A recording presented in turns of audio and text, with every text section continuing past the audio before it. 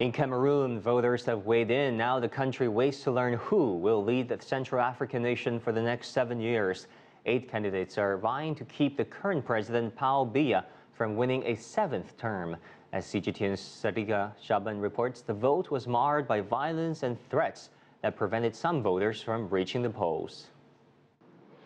Well, the vote counting has just begun in the last hour here in Cameroon after the conclusion of the voting process.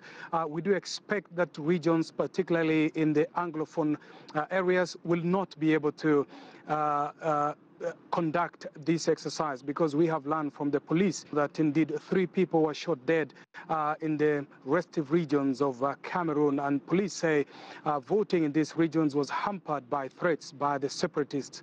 The government has been speaking, saying in the Francophone areas voting was conducted in a very peaceful manner, and that in these areas the vote counting is going on. So we do expect that this exercise will continue throughout the night.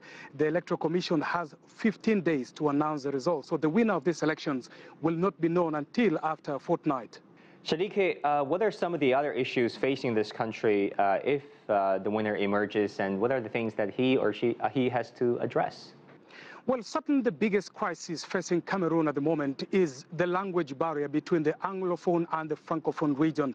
For the last year and a half, this has defined the presidency of the incumbent Paul Biya.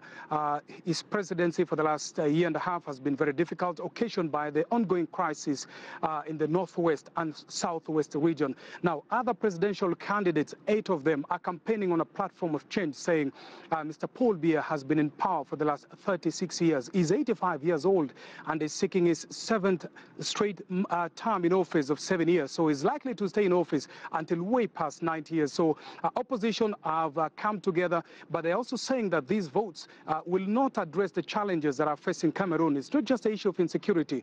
There's the issue of unemployment, illiteracy in this country, and many youth in this country do not have jobs. Education standards are low, and these are some of the choices on the ballot, really, not just who will lead Cameroon for the next 7 years.